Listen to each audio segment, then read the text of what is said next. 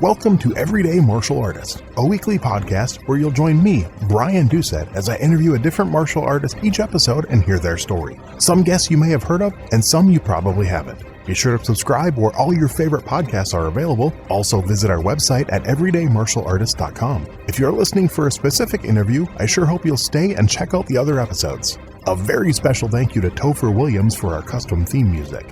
And now, the newest episode of Everyday Martial Artist. Everyday Martial Artist is brought to you by KOOnline.com for all your martial arts needs. Sparring and safety gear, rank belts, uniforms, weapons, patches, and more. Wholesale supplies made by martial artists for martial artists. Visit us today at ko-online.com.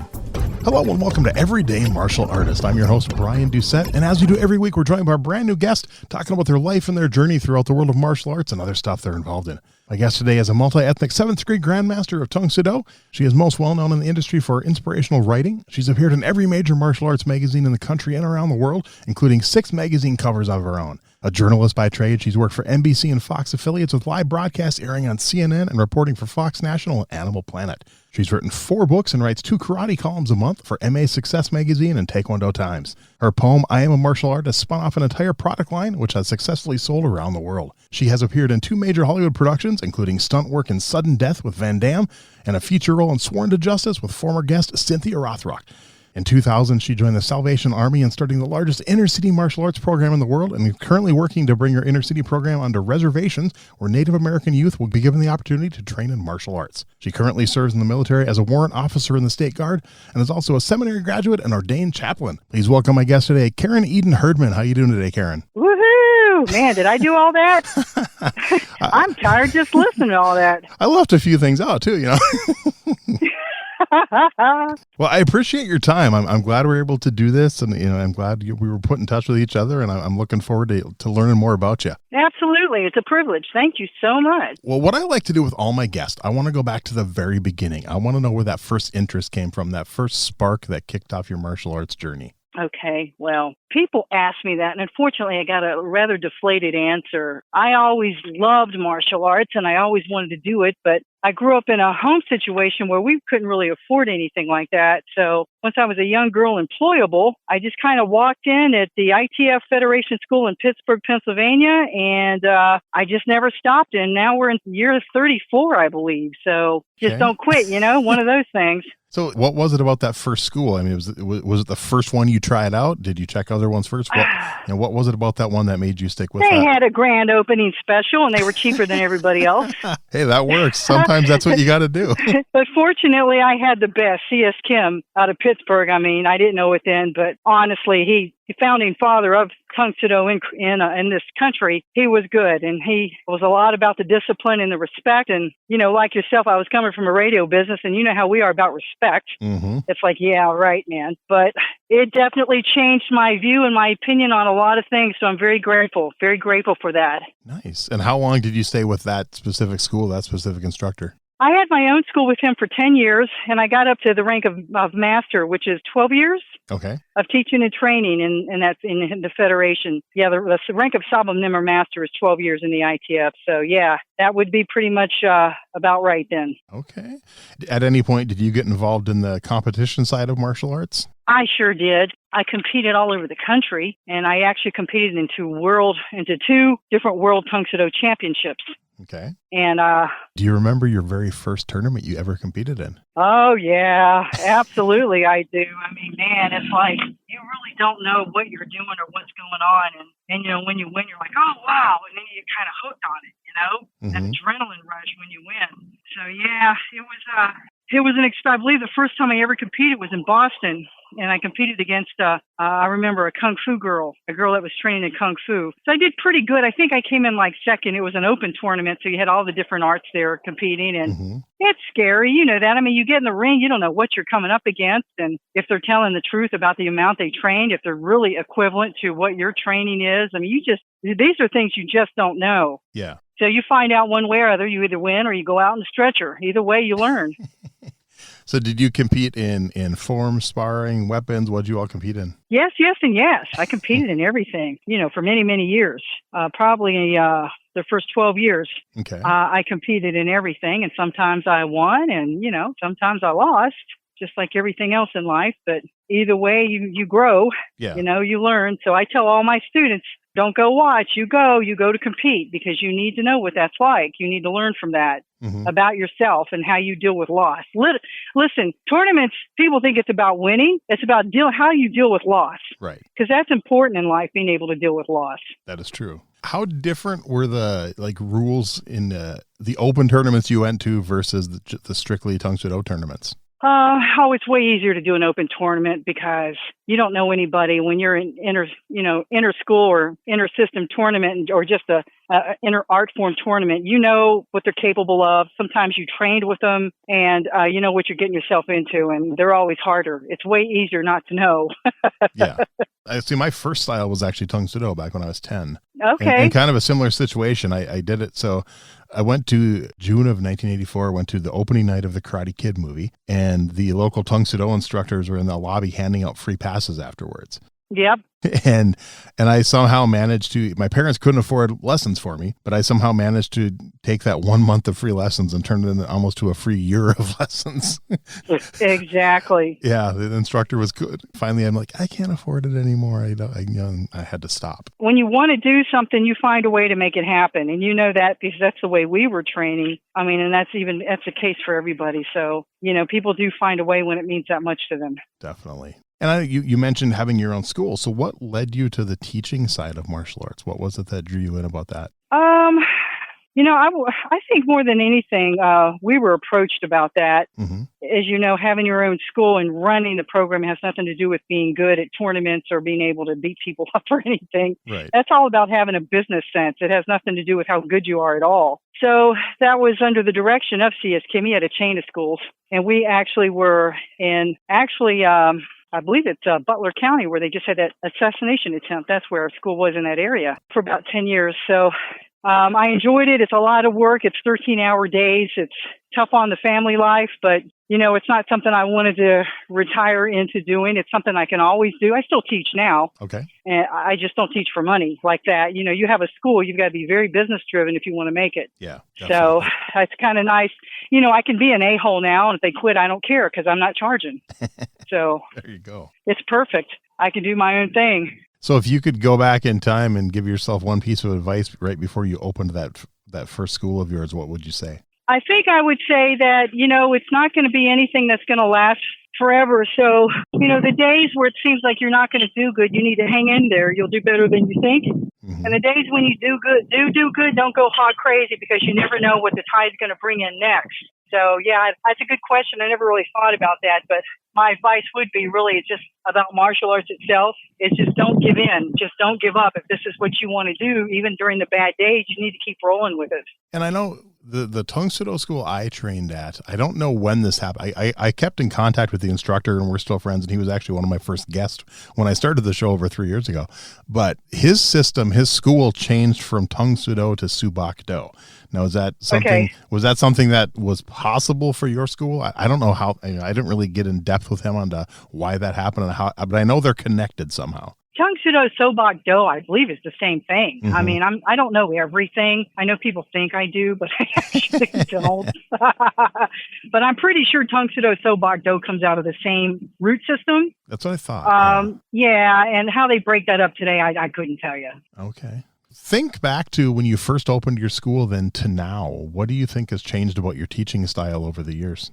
I was pretty brutal back then. When you first get your school, you're kind of rigid. You want everybody to be perfect. Mm-hmm. And once you get a little seasoning on you here and some time goes by, you're like, well, you know what? Not everybody's going to be me. I'm very hard on myself. I'm someone that's very driven to do things right. And honestly, this, most of the world is not like that. Yeah. most of the world, the majority of the kids come in, they want to do martial arts, and they also want to do soccer later, and they want to do basketball and swimming, and they want the experience of being a kid where, when I came in, I'm like, I love this and I'm going to go all the way. And this is what, this is who I am. It's part of me. That's a very rare find today. It's a very small percentage of people can be like that. Mm-hmm. And a very small percentage of people can be a black belt if they do it right. I mean, it takes a lot of commitment just to get that first degree black belt. Yes. So what do you think? I mean, you obviously have a regular career on top of your martial arts career and everything. How were you able personally to balance that? How are you able to, I know some people, I know even me personally, I struggled when I was working certain jobs. I had to take sometimes up to 6 months off or more of training and everything just because of my job and my family and everything. How did you find time and find ways to balance that? Yeah, well, it was interesting. I had a contract with Fox News in Pittsburgh, and that was my first major market TV break. And just what that means from being in radio business. Mm-hmm. But basically, if you want to do that career and go all the way, the major market is where you want to go. It's more people, more money. Yep. And I worked hard to get up there. And when I got up there and they found out that I was already a black belt by that point in training and even teaching some at that point, they're like, well, you got to find a waiver because if you get hit in the face and something happens, you're fired. Wow. So I'm like, okay. I signed a waiver to my actual contract stating that if I got hurt, that I would graciously just go my own way because they didn't want no ugly person on TV, evidently. Wow. They don't like ugly people. Yeah, so I remember that. So I wasn't worried because we know that martial arts is one of the safest sports in the industry, as long as you have a good teacher. Yes. So, but yeah, I thought that was interesting. I'm one of these people that I can go for quite some time without a time off. Mm-hmm. I remember one particular incident, I want to say about 1997, 1998. And that was at this TV station in Pittsburgh where I was a meteorologist. Everybody quit in the meteorology department but me.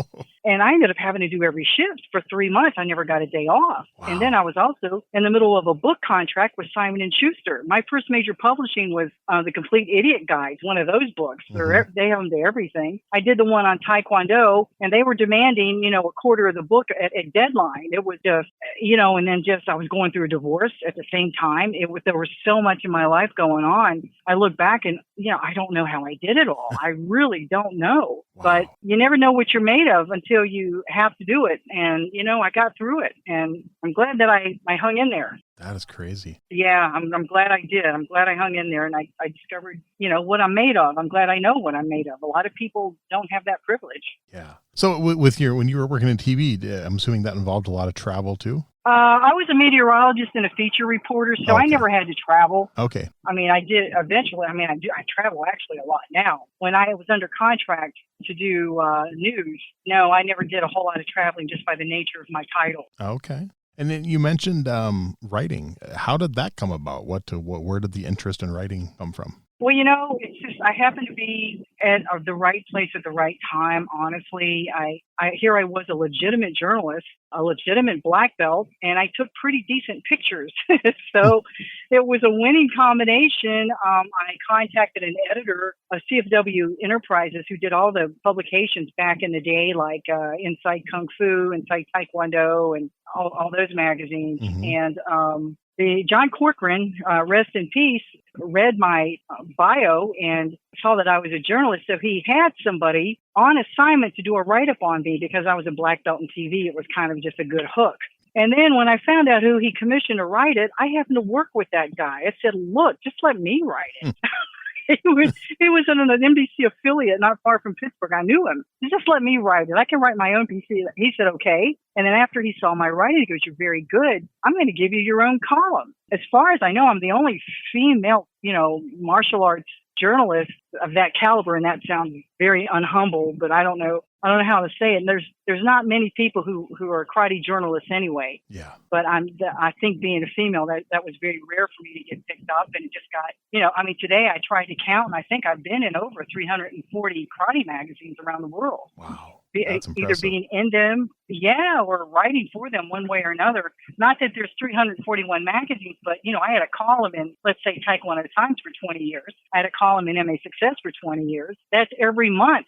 So it just, not to mention the features and all the other magazines. So it does add up one way or the other. So I'm like, wow, you do the math on that. That's a lot of karate magazines. Yeah, that's a lot. Wow. So what's some of the stuff you've written about over the years? I'm very different as a writer, which I think is why I took off, because most people write about, training, winning, competing, kick whoever's butt and how you do it and all that kind of stuff. And I come along and I write about, hey, so you lost. What are you going to do now?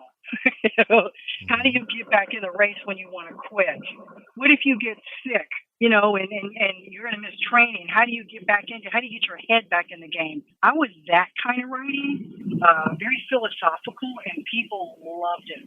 They just loved it. It really just, again, it was, no one else was writing like that. And it turned into 5 books and 2 product lines with Century Martial Arts. I have 2 product lines with them. Yeah, it just snowballed. I'm very grateful that I could actually be so honest and write something from my heart, and people appreciate it and respect it. I'm humbled by that.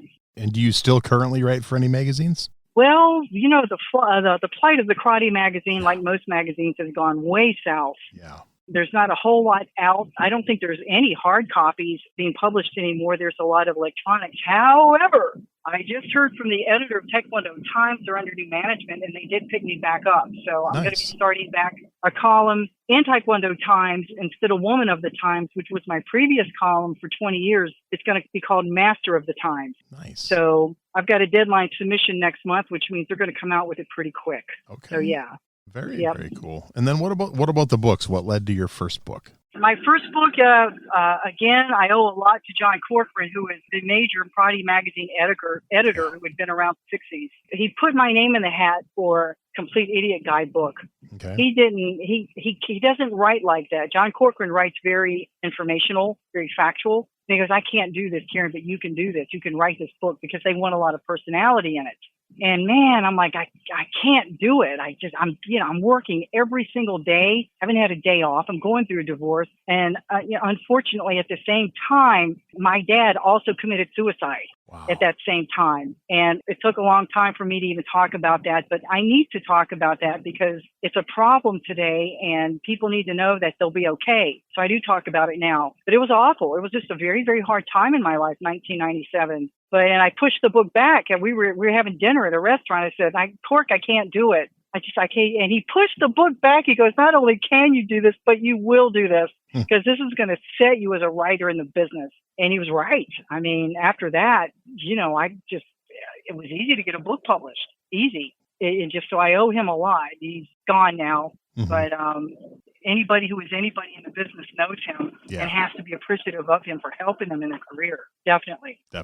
Talk a little bit about just a brief overview of each book that you wrote in case people are interested in looking them up. Yeah, sure. So the first book, The Complete Idiot's Guide to Taekwondo, was a series. They had idiot guides to everything back then. That was a 90s thing. Yeah. And I got commissioned to write that one. So I think Penguin Books still has that one out. The next book, I wrote 2 books that were picked up by Century Martial Arts. I Am a Martial Artist is a philosophical book, and it all started when I was writing for the magazine, and I wrote this poem called I Am a Martial Artist, I See Through Different Eyes. And people just love that poem. So Century Martial Arts started putting it on T-shirts and mugs and posters, and it just was a huge seller all over the world. I mean, just all over the world. I know people have that. I Am a Martial Artist. They may have that product, but I don't think they really know that I'm the one who wrote it. I don't know if they do or not, but yeah. So, and then the other book, They Call Me Master, was a sequel to that book, and that also spun off a product line. They Call Me Master. Books, T-shirts, you name it. Magazines. Mugs, just that kind of stuff. Christmas gift stuff. And then I wrote a book, a self-help book called Will I Ever Feel Happy Again? And that book was a direct result of my dad committing suicide. And it's a book about those who have survived the loss of a loved one to suicide. And I did it kind of reporter style, and I interviewed all these people that had lost loved ones and how they got over it, because it's hard. Terrible to lose someone that way. The grief is just unbelievably weird. So, and then let's see, that's 1, 2, 3. I wrote another book The other book I just wrote is called Women of the Sport Karate Museum. Okay. And basically, it's just a full colorized version with a lot heavy on the pictures of women in the industry from the 1960s on. Wow. And except there's never been any tribute to women like that in martial arts. So that book came out last year. Very cool. God, I definitely want to pick that one up. Absolutely. Yeah. It's available on Amazon. Okay. Probably the best way to get it. I will check that out. There could be some possible guests for me in that book, so I'll definitely get that one. Oh, yeah. Let me know. Yeah. Absolutely. I think it's such a small business. We all know each other, you know? I get a majority of my guests referrals from other guests. As you know, you were a referral from someone. From Jim. Yeah. Great guy. I appreciate that. Yeah. Anyone who refers people, I usually look into them. And if they think they're going to be interesting, I'll reach out and hopefully get them on the show. And that's how most of my guests have come about. Yeah. That's nice. Definitely always looking for more female guests because, I look back over my 180 plus episodes and it's probably like 1 out of every 7 or 8 that's a female guest. Yeah, so, and it's that's true. Not for lack of trying. So no, yeah. Well, you let me know. I think I know I have contacts with just about all of them. So cool. Yeah, and some of them have great stories. There are a lot of firsts. Some of these women were the first to ever do their thing in martial arts, and they deserve to be well known and recognized. Nice. Many of them, people don't know their names like they know the others. We all know Cynthia Rothrock and all that, but very few people know Vicky Morrow or Kathy Kapsason or some of these women who were the first in the country to ever train in their art form and the things they went through to even get a black belt at that time. Yeah. So it's some good stuff out there with these ladies. Nice. Yeah, I will definitely, after we're done here, I'll definitely do a little research and reach out to you and pick your brain a little bit because that could be fun. Because like I said, I've had Cynthia on the show. I've had Karen Shepard. I've had Kathy Long and some people like that and Anne Marie DeMars and so I've been lucky, but there's definitely more I could definitely get their stories out there for them. So that would be good. Absolutely. Yep. Absolutely. So over the years of martial arts, have you done any cross training or strictly Tung Soo Do? I blew my knee out one time and I took like Chun Mu Do for 6 months because it's the only thing I could do. Okay. But no, I always stuck to what I know. C.S. Kim was real big about sticking to what you know. Okay. Sticking with what you know. And not that I have a problem with people who have, 7 black belts in other art forms. I just happen to have 7 black belts or 7th-degree black belts in Tung Soo Do. It works well for me. Yes. Not a lot of women like hand-to-hand combat, but it fits me well. I'm not that kind of personality. I love the discipline and the strictness. And a lot of people don't. So it's a matter of what's a good fit. And I've always never had a problem with it. Nice. And now over the years, have you done, within Tung Soo Do, have you done much weapons training? Yeah, we have weapons requirements at certain ranks. So we do bow staff, we do knife, we do sword. Do you do cane? I know my former instructor does a lot with canes. I am learning cane right now. Matter of fact, I'm booked to teach it at a senior center next month. Nice. So, fortunately, it's not difficult. It's simple to pick up some basic self-defense with a stick, basically. So, yeah, this is something that I've incorporated probably within the last 5 or 6 months. Okay. And working with Mark Shuey, he's hard to get a hold of, but, I really appreciate him being the cane master and coming out with that because people need to know at all ages how to defend themselves. And that's a good one right there. Definitely. And so if you had to pick a favorite weapon of all the ones you've trained with? The favorite weapon. Well, right now I have a Glock 43X. I like it quite a bit. It's quicker and it's more efficient sometimes. Hey, you never want to bring your hands to a gunfight, right? Yeah, you're probably the third guest that's made that comment, so it's not. It's getting bad out there today. But as far as the non-conventional weapons, the bow staff means a lot to me. I have personal reasons for that. For a long time, I couldn't even pick up a bow staff because it's in the Asian, in the Oriental way, that's a cane that they use as a form of punishment.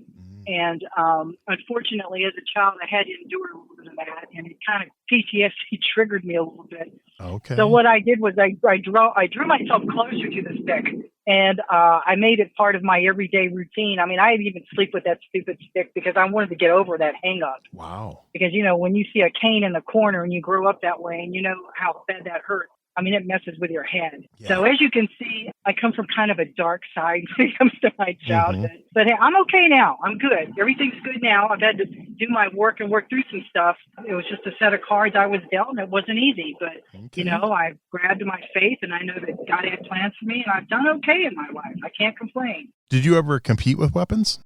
Yes, I competed. I competed with bow staff. Okay. Yes. I mean, to me, my favorite weapon's a tonfa, but I think the most practical as far as just everyday stuff is the bow staff. It makes the most sense because, I mean, you could use a broom handle if you had to or something like that. Exactly. So that's the one I think everyone should learn at a minimum is the bow staff. Yeah, you never know, when you got to pick it up and use it. And you don't have to worry about, unfortunately, when you have the Glock 43X, you can't make a mistake. You've got to make sure you're not making any errors here. You could pay for it dearly. That is true. So how did the movie thing go for you? And I mentioned in the intro, you've been in a couple movies. How did that happen? I know. I'm a very lucky girl. I've done everything I've wanted to do at least once. And I put I put movies under that category. I don't need to be, I don't care about, that's not my gig. I'm not into movies. I got to tell you, I don't know how to put it. The first movie I did was stunt work. It was a lot of pain and agony and very little glory. Okay. I did stunt work in a Van Damme movie called Sudden Death. Mm-hmm. They literally would do things like pour 3,000 gallons of water down a ramp and tell you to run. It was torture. Wow. I mean, I'm like, I don't want to do this. So I did have a feature role in a Showtime movie. It was a Cynthia Rothrock back in the 90s, Sworn to Justice. And that was a lot of fun. But honestly, it's not my thing. That's not what I'm into. But I appreciate the opportunities I've had in it. But I just feel like I've got other things I really need to get done besides doing stuff like that. How was Cynthia to work with? Yeah, she's a good girl. Her and I both had the same instructor in Tungsten out of the Pennsylvania camp, C.S. Kim. She trained with him in Scranton, and I trained with him in Pittsburgh. Nice. So we have the same root system, and I'm actually going to see her in a couple of weeks. She's going to be in Charlotte at the AMAA Legacy book signing thing. Oh, actually, let me plug that because after John Corcoran died, the dude I keep talking about, his wife died, and then his wife's son hit me up and goes, I've got all these pictures and stuff. I don't know what to do with them. Do you want them? So he sent them to me, and I found all these pictures of like Bruce Lee, Chuck Norris, I've never seen before. So I hit up Jesse Bowen. He's doing this AMAA program in Charlotte. Mm-hmm. And I said, hey, man, let's do the Lost magazine photos of John Corcoran. I'll come in. Bill Wallace and Cynthia are going to be there. We'll sit down and we'll just go through these pictures and they could talk about them and show them. Some of them I've never seen, and I've been in this business a long time. So cool. We're going to debut those. That part of the event's free. So if anybody wants to come up to Charlotte, you have to hit up Jesse Bowen. He'll tell you how to do all that kind of stuff. But that's where I'm going to be August the 9th. Okay. With the Lost magazine photos from John Corcoran. As of now, technically your episode will come out after that, but if I can shift things around and get your episode out early just to promote that, I will do that. Hey, I appreciate that. But yeah, whatever you can do, we're cool. No, that'd be cool.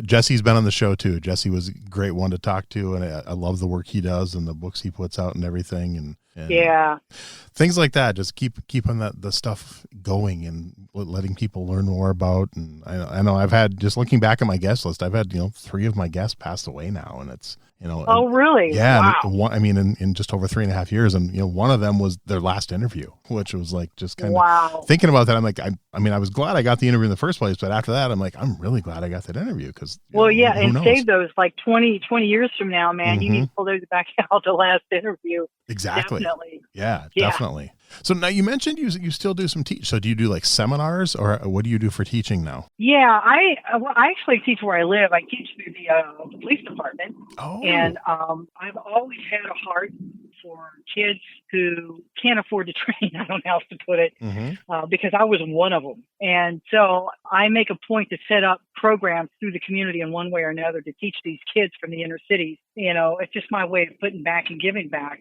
because I was one of those kids. That is I've been doing that for a long time, 24 years now. I've been doing that, setting that program up. So it's kind of cool because once I set a program up and I get black belts and they can take over the program for me, and then we all reconvene to do tests in the same area. So it's kind of nice to see, that I did something from my heart and it works. That's really impressive. Wow. And like on average, like those programs, like about how many students do you have at any given time? I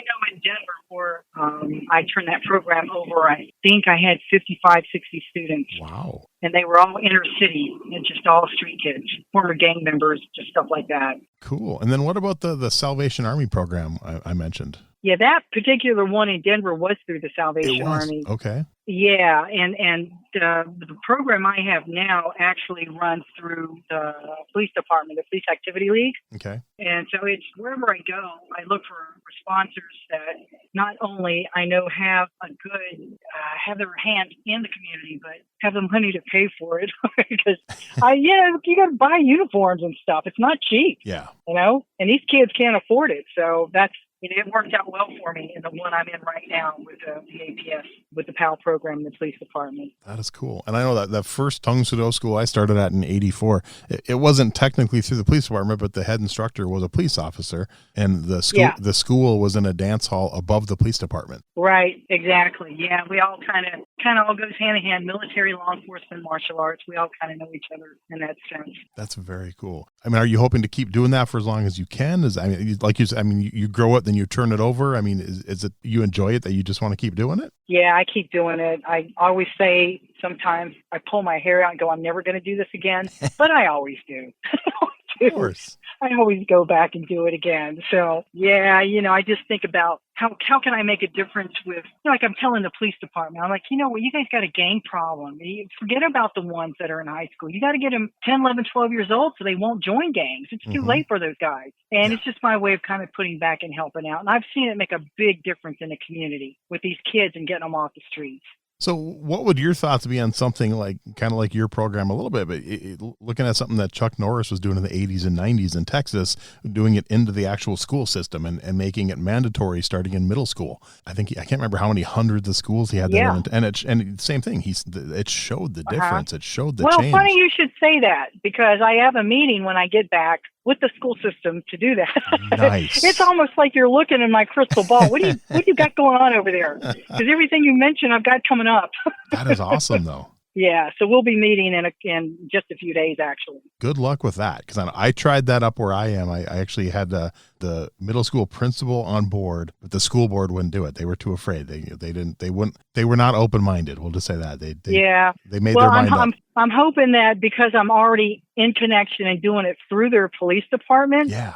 That they'll go, okay, well, this is different. If the police department trusts the program, we should maybe, open that up. Because, I mean, they need to do something. They don't understand how gang life works. Unfortunately, I do.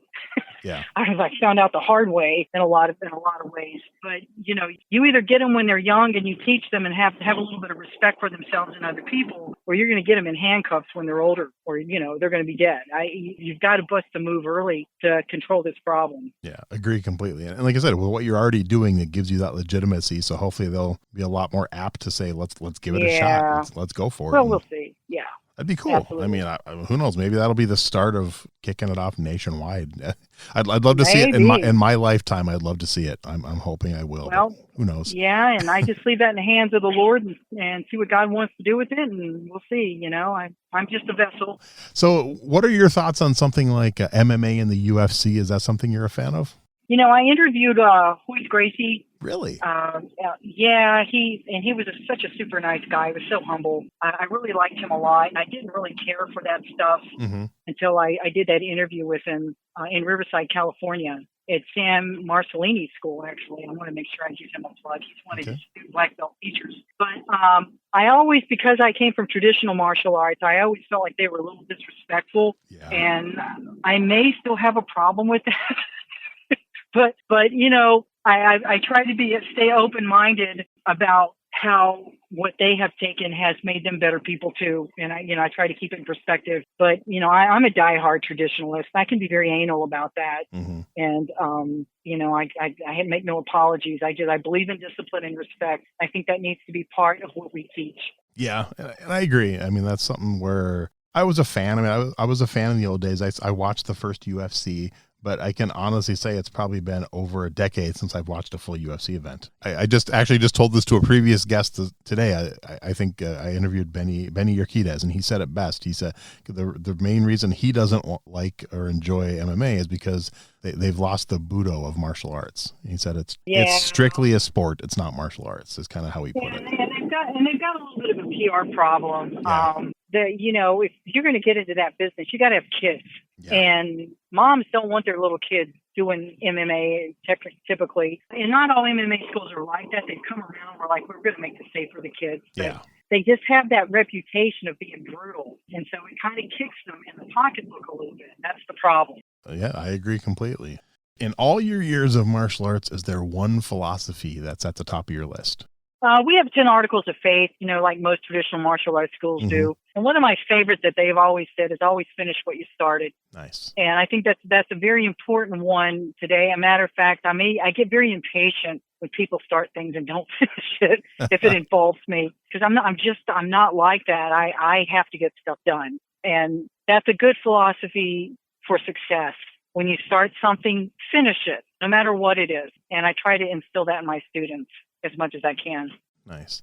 So in your professional career, journalism, and being an ordained chaplain, as a warrant officer, with everything you've done, how do you think martial arts has helped in your actual career path? I would say that martial arts, especially getting into it at such a young girl, at such a young age, that it's really instilled in me a sense of confidence that it's okay to put myself out there, because I wasn't taught to do that, and I didn't have a lot of worth as a little girl because of my upbringing. So, I'm so grateful that it gave me a sense of confidence that, I don't really look at myself in the world as a woman competing in the world or as a man competing in the world. I have to say that too now. Mm-hmm. I don't look at myself as any of that. I look at myself as a soul who's just trying to make a difference before it's my time to get out of here. And martial arts has helped me keep that in perspective, along with my faith, that I only have a short amount of time to do good things and leave my mark.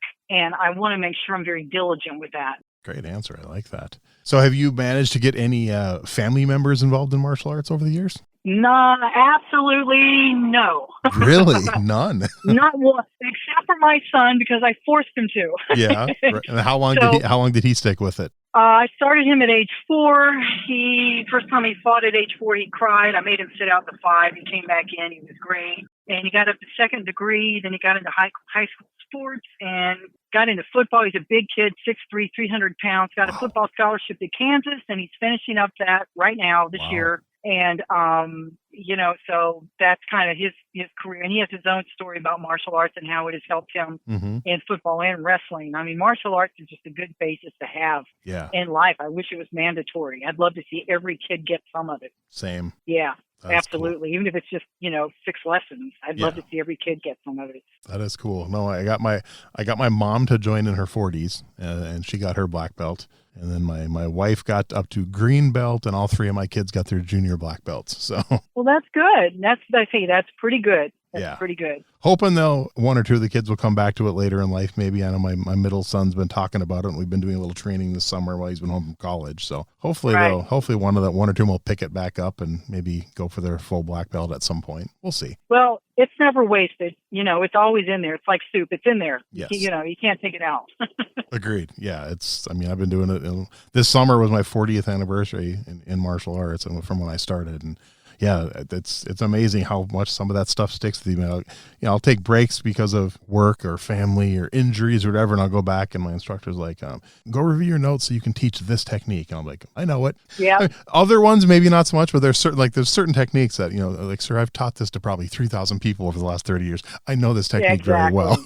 Exactly. Yep. Yeah. There you go. And how about a worst martial arts related injury?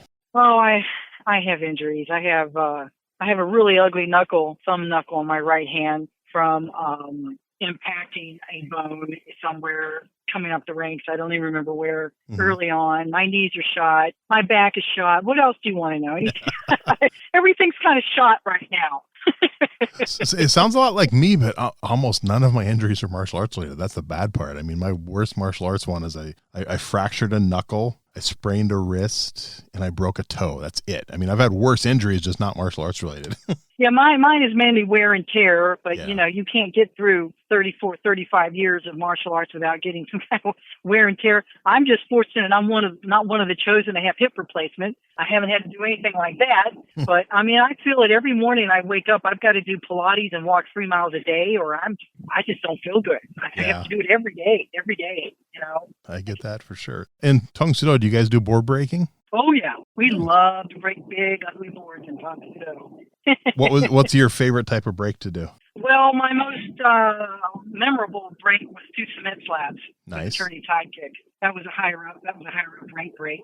Okay. I more than anything, I like seeing, especially the young girls and the young ladies when they break their first board as a yellow belt. Yes. The look on their face is priceless to know that they could accomplish that and that they're way more powerful than they realize. So that's probably my most favorite board break is to see these women break their boards. I would agree. Yeah. And for me, it's just any of the little kids because you just see that confidence shift as soon as they do it. And right. It's so cool. Board breaking is an important part of our training. Yeah. It needs to be there. Yeah. That's one thing when I was helping with class a lot more, I'd take extra time with every kid because I did not want to see them miss that break when they were testing. I wanted them to get it so bad. And of course, I know. And of course, a lot of times they do miss that break. Yeah, they do. They do. But I mean, I'd offer to their parents, I'm like, hey, if you want to bring them in Saturday, I'll spend 2 hours with them practicing. I'll make sure they get this break. And But isn't that like life? Isn't breaking boards like life? I mean, you got to see through that board, and whatever it takes, you got to break that board. Yeah, that's all there is to it. Yep. I mean, that's just like life, and it's a good lesson about life. Yeah, my friend's actually trying to get me to do a TED talk on basically something very similar to that. So yeah, I haven't decided if I want to yet, though. We'll see. Oh yeah, I would say a good percentage of my karate columns that I wrote over the years had something to do with life is like breaking a big ugly board. Nice. That's good. That makes sense. All right. I have a few fun questions I use to wrap up the interview. Okay. This one, it doesn't have to be 4. It can be, I've had people give as few as 2 and as many as 8, but like 3, 4, 5 names you would put on your personal Mount Rushmore of martial arts. That's funny because I already got that question like 2 weeks ago. Really? I did. You probably thought that was an original question. Wow. Someone must have heard my podcast. Someone actually did ask that question to me in another radio blog. I'm going to give you the same answer. And I say this with all humility, but, I'm one of these people. I'm kind of like a fan of no one. My great glory will be to cross over to the other side and hear my Lord and Savior just look at me and go, you know what, you did a good job. That's all I ask. I'm appreciative. I certainly appreciate the people, my instructors, C.S. Kim, Joe Bruno, and, my instructors that have helped me come up the ranks along the way. But outside of that, I'm not a real big into being a fan of, I'm just not a fan person. Okay. No worries. And I hope hope that doesn't offend anybody. Oh, but no. I like everybody the same, whether they're one of my gang members or street people, or they're some of the biggest names that we've already talked about. I kind of look at them as souls and, I'll be there to help them, but they're all kind of on the same level with me. They're just people trying to get through this world, That's a good answer. I like it. All right. I know we talked a little bit about MMA, but let's say you were going to walk into the octagon. What music would be playing as you walked into the cage? What would your walk-up song be? If I'm going to be in an MMA fight, and what song would I want them to play for me? Gosh, I don't know. That one's. I never get stumped either. This is crazy. Nobody ever stumps me. Is there just a favorite song or maybe a good one you use when you're working out? And I did radio for 12 years, and I know a lot about music. Yep. And that's funny that I can't really pick out a particular song. I can tell you I was very fortunate to be at the tribute at the Sport Karate Museum. They have their legend tributes. They tribute one person like every year. Mm-hmm. I happen to be the one that they picked, which is rare for a woman to get that. So, yeah, I'm very proud of that, even though I'm very humble in saying that. But I had to pick out a song for my video with all my pictures and all that kind of stuff. And I really like Life is a Highway. Nice. And I'm going to ride it all night long. I know that was one of the choices that we picked. And there's a couple of religious songs that I like that nobody's heard of, so I won't even mention them. But, you're looking at someone that should be dead, and I give all glory to God that I'm even here and that I have a purpose. So I have to always tribute my faith in my Lord and Savior whenever I do anything that's going to tribute me. As you notice, I do that a lot, and I have to. That's Just okay. have to. That's good. So I got to ask you, Life is a Highway, do you prefer the original by Tom Cochrane or the remake by Rascal Flatts? They're both good. Yeah. Both the same lyrics. I think Rascal Flatts is a little more nasally. Yeah. I like Tom Cochrane better personally. Well, and what's funny, when I started in radio when I was in high school, that's around the time that song came out. So I played that a lot as a DJ. Right. Exactly. You play those songs 4 or 5 hours a night, like they stick in your head. That is true. All right. How about a favorite martial arts book other than one of your own? Oh, come on now. That goes without saying. So you got to pick another one that, your second favorite martial arts book. Okay. So here's the crazy thing. I've written 5 books and I've been in over 340 magazines. The majority of them I wrote. Mm-hmm. And I don't really read a lot of books. Really? Okay. You're not the first that said that. So I've easily had a dozen guests who just don't have an answer for this. And I got to tell you, I don't even read the books I wrote. And I wrote them. But I know what's in them because I wrote them. True. That is true. Yeah. Yeah. So, yeah, I'm afraid I'm going to have to renege on being able to answer that question. I'm trying to remember. Did C.S. Kim ever write a book? I'm trying to remember. He's got a book on all of the Kung Fu moves, forms, and that kind of thing. Yeah, I think he does. He has that one book that I'm familiar with. All right. How about maybe this was another one you may not have an answer for, but do you have a favorite martial arts video game? Did you ever get into gaming at all? No, dude. That's I never got it. That's not. I'm dating myself, but that wasn't my generation. So now my kid, that would be a different story. But I don't really have anything that I could think of. Not electronic type games anyway. Yeah. No, that's okay. I know. I think my first martial arts one was on a Commodore 64. I don't think I even had a karate one on Atari. It was my Commodore 64 in the mid 80s. Nice. Yeah. I remember. Yeah, remember ping pong or whatever it's called. Oh yeah, pong, Pong. Yep. Yeah. Remember, it was just basically hitting a ball over a freaking line. I mean, it was entertainment. I actually had someone pick Pong for their answer for this question. It's hitting and blocking. I'm like, okay, I'll give you that one. We'll let it stand. Funny. All right. How about a favorite martial arts TV show? I always liked Hong Kong Phooey growing up. Nice. Yeah, the karate kicking dog. Yep. Yeah. That's actually one of the ringtones on my phone, that theme song. Yeah. That is cool. All right. How about a favorite martial arts movie that you haven't been in? Oh wow. Karate movies. I'm terrible with these questions. I don't spend a whole lot of time doing any of this stuff. Mm-hmm. Of course, I love all the Chuck Norris stuff. Nice. I don't know if they're technically all karate movies, but some good ones. His stuff back in the day. Yeah, he's had some good stuff. So I would probably go with some of his stuff. The more modern martial arts movies, honestly, I don't really pay that much attention. Okay. Yeah. I like some old Star Wars movies. Hey, there's some good fight scenes in those, that's for sure. I'm a big Star Wars fan, so. Okay, yeah, so maybe that. Jackie Chan had a lot of cool.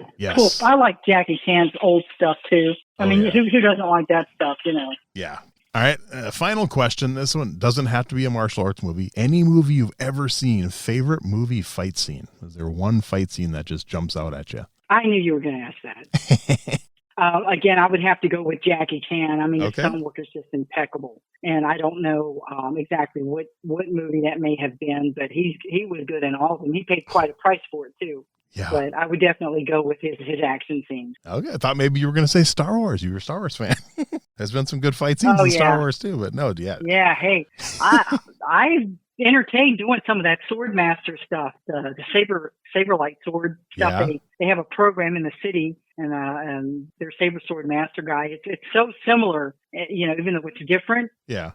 You have to be on your ball to get that stuff in, and fencing stuff. If I was younger, I'd go right for the fencing. I'd love to do that, but I don't have the knees for it now. That's some pretty heavy duty stuff. Yeah, they have a fencing program locally, and I looked at it and I'd love to. Same thing. I'd love to try it. I just don't have the free time right now. Yeah, it would be fun. And I know, was it a year ago? Adrian Paul from Highlander was in town and had his sword program, and he was a former guest, and I would have loved to actually done the program, but it just no time. Right. Unfortunately, as you get older and get more responsibilities, your free time goes away. So.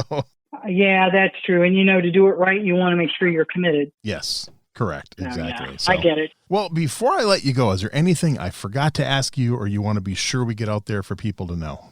I've got some engagements coming up that, but due to the nature of when you're airing the show, Mm-hmm. I would just lead people to my to my Facebook page. If you're on Facebook, Karen Eden Herdman, and I post all my stuff on there. Okay. And if you want to, support my books, I appreciate it, because I did write them to make money. I know that's shocking, but I actually did have in mind when I wrote those books and got them published. If you like philosophical stuff, I think most of the people that have been around for a while are familiar with my writing, but it's just taking everyday occurrences and turning them into karate lessons. And that's kind of my thing. It's kind of what I do.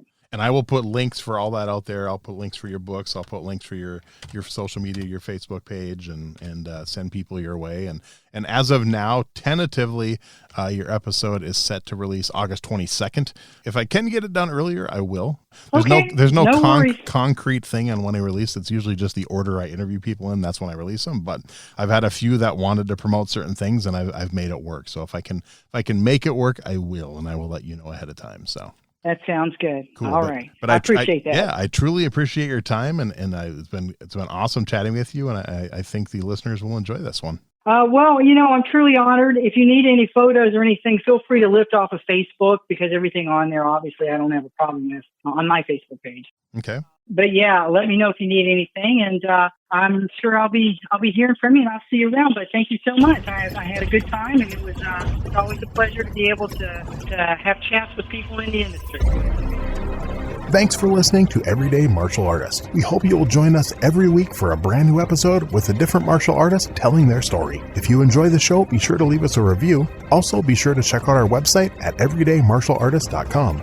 There you can find all of our episodes and contact us to suggest guests and ask questions. Again, thanks for listening to Everyday Martial Artist, and we'll see you next week.